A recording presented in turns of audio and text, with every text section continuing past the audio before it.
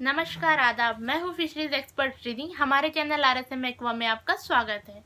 इस चैनल पे मिलेगी आपको मछली पालन से जुड़ी सारी जानकारी। तो अगर अभी तक आपने चैनल को सब्सक्राइब नहीं किया है या आप यहाँ न्यू हैं तो चैनल को सब्सक्राइब करें और हमारे RSM फैमिली का हिस्सा बने। आज की ये वीडियो बहुत ही इम्पोर्टेंट है। अगर आपने अभी अभी फिश सीड की स्टॉकिंग की है या फिर आप फिशरीज में न्यू है, इस बिजनेस को स्टार्ट करना चाहते हैं, तो ये वीडियो एंड तक ज़रूर देखें और पसंद आने पे लाइक भी कर दें। तो आज की जो ज़रूरी जानकारी है वो है good feed to fish seed. जी हाँ, हमें हमारी जो फिश सीड है उन्हें बहुत अच्छे से फीडिंग कराना है। बहुत हाई न्यूट्रिशन बोलें या हाई प्रोटीन बोलें, ऐसी फीडिंग करानी है। ऐसा क्यों? क्योंकि जब हमारी फिश सीड जब छोटे होते हैं, हमारे मछली के बच्चे जो होते हैं, उनमें हम अगर अच्छे से फीडिंग कराते हैं, उन्हें हाई प्रोटीन फीड देते हैं, तो उनकी ग्रोथ है वो बहुत तेज़ी से बढ़ती है। और इससे क्या होता है, बहुत सारे ऐसे फिशेज हैं जिसमें ड्वार्फनेस आ जाता है, बौनापन भी हो जाता है। तो वो मेजरली जो कहा जाए वो होता है सही से फीडिंग ना मिलना या फिर अच्छा प्रोटीन, अच्छा न्यूट्रिशन जितना उन्हें चाहिए वो नहीं मिलने के कारण जो हमारे फिश सीड हैं या फिश हैं वो बौनी हो जाती हैं, डॉर्फ हो जाती हैं और उनकी फिर ग्रोथ नहीं होती। उसके बाद आप कितना भी उन्हें फीड खिलाएं, फिश की ग्रोथ नहीं होने वाली। दूसरा, डॉर्फनेस का होने का कारण आपका छोटा तालाब भी हो सकता है, बट अगर बड़ा तालाब है और आपकी फिश नहीं बढ़ रही है तो इसका कारण है आपका फीड।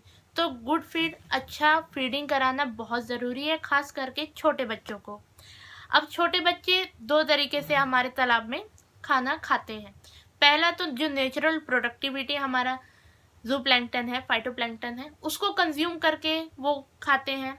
साथ ही साथ अगर आप उन्हें सप्लीमेंट्री फीड प्रोवाइड करा सकते हैं, अगर आप उन्हें सप्लीमेंट्री फीड दे सकते हैं, तो यहाँ पे आपको बहुत एडवांटेज मिलने वाला है हार्वेस्टिंग के लिए, क्योंकि आपकी जो फिश है उसका ग्रोथ बहुत अच्छा होगा ड्यूरिंग टू कल्चर। पूरे कल्चर में उनका जो ग्रोथ है वो नहीं रुकेगा, अच्छे से होता रहेगा। साथ ही साथ जब हमारे बच्चे छोटे होते हैं, तो मैंने अभी बताया आपको कि इस टाइम, इस पीरियड में आपके जो फिश का जो ग्रोथ है वो काफ़ी तेज़ी से होता है।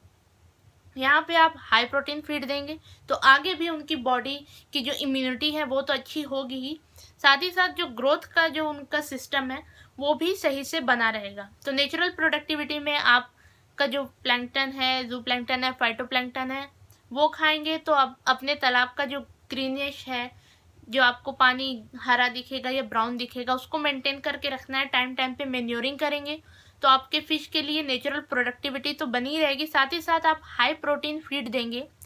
बहुत सारे आपने वीडियोस में देखा होगा, और अगर आप न्यू है तो इस पे भी हम वीडियो आपके लिए बनाएंगे कि हाई प्रोटीन फीड कितना इम्पोर्टेंट है, इसमें क्या क्या न्यूट्रिशंस होते हैं प्रोटीन के साथ साथ फिश को जो बहुत ज़रूरी है ग्रोथ के लिए। और क्या क्या साइज़ होते हैं। जी हाँ, साइज़ भी बहुत यहाँ पे इम्पॉर्टेंट फैक्टर है अगर आप फिश को फीडिंग करवा रहे हैं, खास करके सीड को। क्योंकि बहुत सारे लोग ये गलती कर देते हैं कि हमारे फिश के बच्चे जो हैं वो तो छोटे छोटे होते हैं, लेकिन जो ये दाना डालते हैं, ऐसा केस में दाना बड़ा अगर आपने डाल दिया तो फिश उसे खा नहीं पाएगी। थोड़ा सा उसको जितना हो सकता है शायद उतना ना मिले, और कुछ टाइम बाद जो हमारा दाना है, फ्लोटिंग फीड है, तो वो डूब जाना है, क्योंकि फिश तो उसे खा भी नहीं पाई।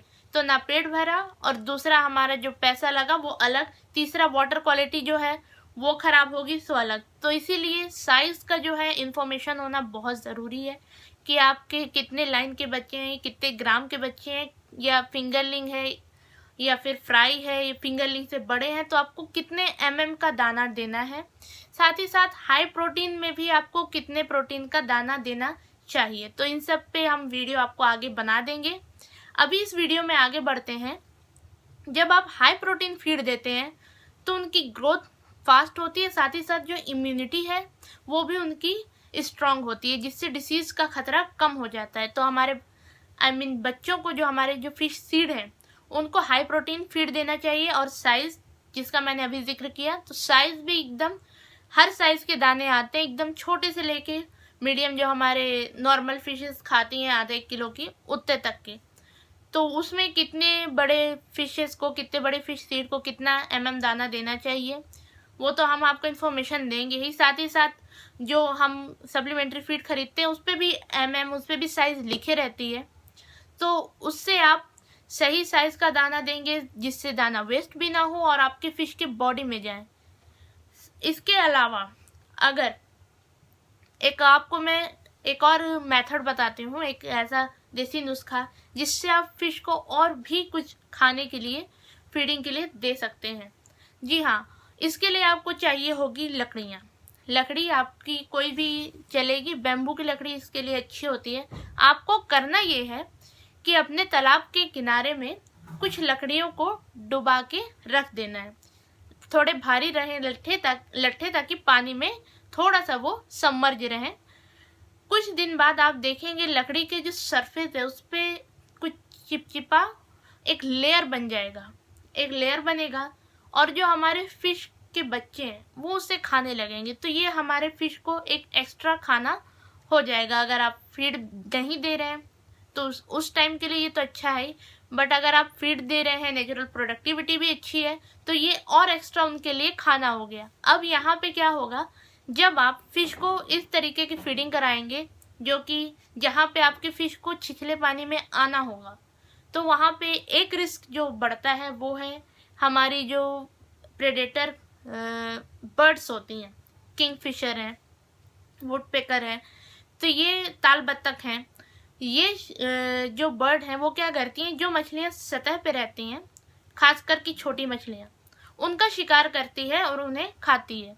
तो यहाँ पे हम अपने फिश को कैसे बचाएं, और साथ ही साथ और भी बहुत सारे ऐसे प्रेडेटर हैं जिन्हें हम बहुत अच्छे से जानते हैं, जैसे कि मेढक, दूसरा स्नेक, इंसेक्ट, बहुत सारे सरफेस पे इंसेक्ट होते हैं, बहुत सारे पानी के अंदर भी इंसेक्ट होते हैं। तो इन सब चीज़ों से हम अपने फिश सीड को कैसे बचाएं। साथ ही साथ कुछ ऐसे प्रेडेटर होते हैं जो बड़ी मछली भी खाने की क्षमता रखते हैं, तो उनसे हम अपनी फिशेस को कैसे बचाएं, इस पे मैं एक वीडियो बनाऊंगी आने वाले टाइम में। सो चैनल पे बने रहें और ऐसी इन्फॉर्मेशन के लिए चैनल को सब्सक्राइब करें और वीडियो को लाइक करें। नमस्कार।